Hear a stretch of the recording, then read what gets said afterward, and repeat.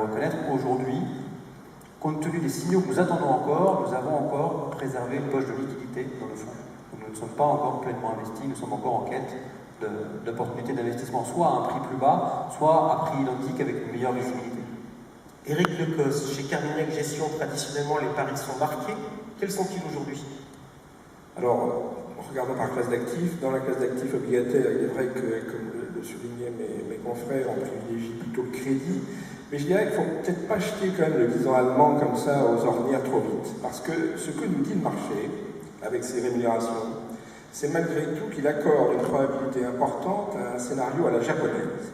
Un scénario à la japonaise, c'est quoi? C'est tout le monde qui essaye en même temps de réduire son effet de levier, son endettement, la surfinanciarisation de l'économie. Qu'est-ce qui se passe quand c'est le cas? Ça tue la croissance. Si ça tue la croissance, on ne peut pas réduire les déficits. On a un endettement qui continue de monter et on a des forces déflationnistes qui s'installent durablement. Si je peux me permettre, on est quand même dans une situation de crise au Japon, avec une dette du Japon qui pèse 200% du PIB et dont personne ne parle, alors que la dette de pour une bonne raison, elle est détenue à 95% par les Japonais eux-mêmes. Donc ça sert d'avoir de l'épargne dans un pays. Dans notre cas, c'est 60% ou 70% qui sont détenus par des investisseurs internationaux. Du côté des actions, la thématique de la croissance émergente est évidemment la thématique que nous privilégions à travers des sociétés, des marchés développés et des marchés émergents. Alors on va y revenir tout à l'heure. Marc Renaud, vous avez dit tout à l'heure que vous aviez une gestion directionnelle action, mais qu'actuellement vous étiez plus offensif. Donc en pratique, ça veut dire quoi comme choix? Ça veut dire que, en fait, il y a la situation économique qui incontestablement présente un scénario peu réjouissant à court terme, mais il y a aussi les prix. Et moi, je reconnais là, en tout cas, je reconnaissais clairement il y a 15 jours, des prix de crack. C'est Total qui rapporte 8%, c'est la capitalisation boursière d'Air France qui vaut le prix de 5 Airbus. Donc il y a aussi le prix. Donc je vois mes collègues, même les plus sceptiques sur les perspectives économiques, rejouer ce qu'ils appellent un rebond technique. Voilà, dans un marché action, il faut regarder aussi la valorisation. Et la définition même d'un crack, c'est qu'on est dans le prix, le scénario le plus noir. Ça a été le cas il y a 15 jours. Pour ce qui est des perspectives économiques, je ne sais pas dire moi s'il y aura récession. En tout cas, les critères qui permettent de penser que l'économie va balbutier au moins sont en place, c'est clair. Alors, on l'a vu tout à l'heure dans la présentation de Thierry Apothécaire, la croissance, elle est très clairement du côté des émergents. Alors, on va, pour rebondir sur le propos d'Éric Lecos il y a quelques instants, essayer de se poser la question, quelle est la meilleure façon de jouer la croissance émergente? S'agit-il d'investir directement dans des fonds spécialisés sur les marchés émergents, ou s'agit-il de jouer, d'investir dans des sociétés européennes qui axent leur développement sur ces pays émergents? Philippe Leclerc, vous me disiez tout à l'heure qu'il y avait des opportunités sur les émergents. Quelle est pour vous la meilleure stratégie? C'est vrai que dans notre gamme d'actions, aujourd'hui, on a un support d'investissement en actions européennes qui va sélectionner les sociétés qui profitent le mieux de la croissance émergente aujourd'hui. Alors, c'est pas seulement parce qu'elles font un tel pourcentage de chiffre d'affaires, mais c'est aussi parce qu'elles créent de la valeur et que ces investissements réalisés dans ces régions sont rentables. Et l'idée, c'est un petit peu de prendre le meilleur des deux mondes, finalement, d'aller chercher la croissance là où elle existe, donc dans les régions qui se développent, les régions émergentes, et d'aller aussi profiter de la gouvernance des sociétés européennes qui, même si tout n'est pas parfait, et je pense est au-dessus de la moyenne, il y a, je pense, une prise en compte des intérêts de l'actionnaire dans les pays développés qui reste encore supérieure à ce qu'on voit dans certaines régions du monde. Éric Lecos, chez Carmignac, on investit traditionnellement beaucoup directement dans les émergents? Oui. C'est mieux? Réponse concise. Non, je crois que ce qui est important, enfin ça fait un peu plus de 20 ans donc qu'on investit dans ces pays, c'est de comprendre les cultures locales, le stade de développement auquel ces pays en sont, les fondamentaux politiques, sociologiques, on parlait d'émergence tout à l'heure, de classes de population qui ont un revenu moyen et qui donc ont une capacité de consommation discrétionnaire. Eh bien, le fait d'aller rencontrer sur place ces populations, ces entreprises, et de les connaître aussi intimement qu'on peut connaître une entreprise parisienne, ça me paraît être important pour comprendre ce qui se passe dans ces pays. Oui. Romain Baucher, votre sentiment? Vous mieux y aller en direct ou vous mieux y aller en indirect? L'un n'oppose pas l'autre. La preuve en est, nous avons un dispositif de gestion utilisent des compétences localisées à la fois dans les pays développés et les pays émergents. Donc, les gros bureaux outre Paris sont aussi à Hong Kong, à Singapour. Nous avons aussi des positions en Inde et en Chine. Pour nous, la vraie question, elle a été résumée par les différentes thématiques qui ont été mentionnées. Il faut aller chercher la croissance là où elle est. Elle est dans les émergents, c'est indéniable. Après, la question, c'est à quel risque. Et il y a deux types de risques qu'il faut surveiller, même trois, j'ai envie de dire. Le premier risque, c'est le risque de change.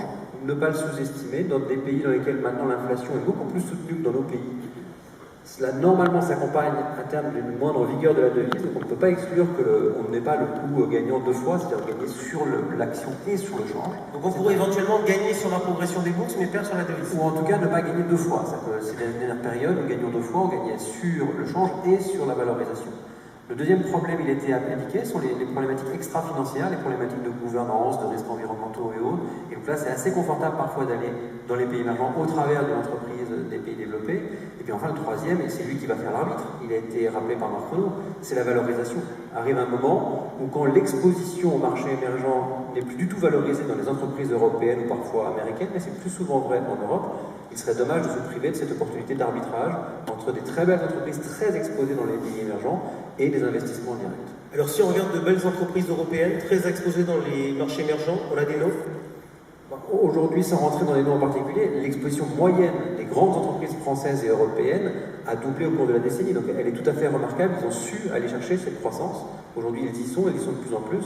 Donc il y a vraiment une véritable exposition de manière générale des grands groupes européens et français à la croissance émergente. Philippe Lecoq, des entreprises françaises qui investissent beaucoup là-bas?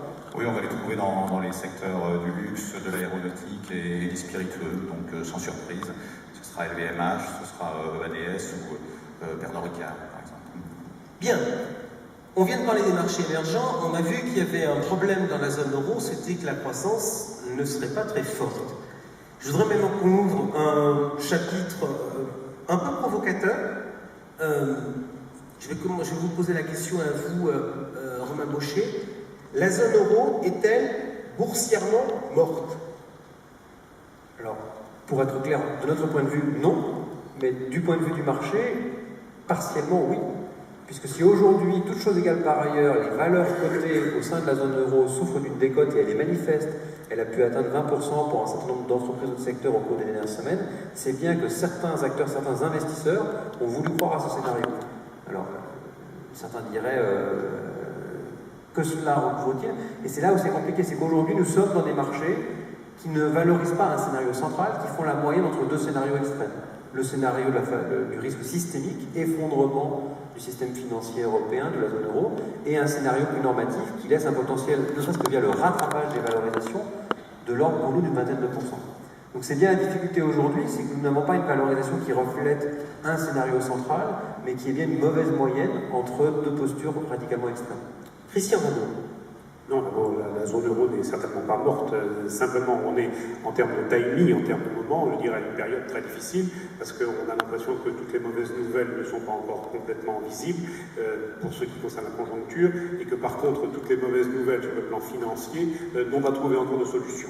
Donc il y a bien des périodes qui est assez compliquées, et si on prend un peu de recul, on sait très bien que les crises donnent toujours effectivement des occasions de réaménagement de secteurs, de réaménagement d'entreprises. Il y a des consolidations qui se produisent, il y a donc de nouvelles occasions. Il me semble qu'elles ne sont pas tout à fait pour demain, mais pour après-demain, c'est une évidence. Donc effectivement, il n'y a pas de... L'idée même de la zone, j'ai bien compris que votre question avait une dimension provocante, n'a pas de sens. L'Europe ne va pas disparaître demain, il y a de très très nombreuses entreprises ici qui vont s'adapter, qui vont modifier, qui ont de la richesse, et il y a, comme le rappelait à l'instant Marc Renaud, la valorisation. Pour l'instant, n'est pas prise en compte, ça n'est pas ce qui est regardé, ça n'est pas le rendement qui est regardé en priorité, c'est le risque effectivement en général systémique du marché et les flux qui sont négatifs avec un certain nombre d'investisseurs qui sont plus ou moins obligés d'en sortir, qu'il s'agisse des établissements bancaires ou des compagnies d'assurance. Ceci donne plutôt des occasions, effectivement, de trouver des excès de valorisation, mais il n'y a aucune raison de considérer que la zone européenne, compte tenu de la qualité des entreprises qui y sont, certaines, est disparue. Donc la réponse est certainement non. Marc Renaud, j'aimerais qu'on parle valorisation. Vous dites que les valorisations n'ont plus de sens, les entreprises ne sont pas chères. Est-ce que les critères traditionnels de valorisation des entreprises ont encore du sens ? J'ai notamment le souvenir d'un sentiment général qui existait sur le marché sur les valeurs financières. On disait qu'historiquement, elles n'étaient pas chères parce qu'elles valaient à peine leur valeur d'actifs, etc. Et pourtant, elles souffrent, elles souffrent, elles souffrent.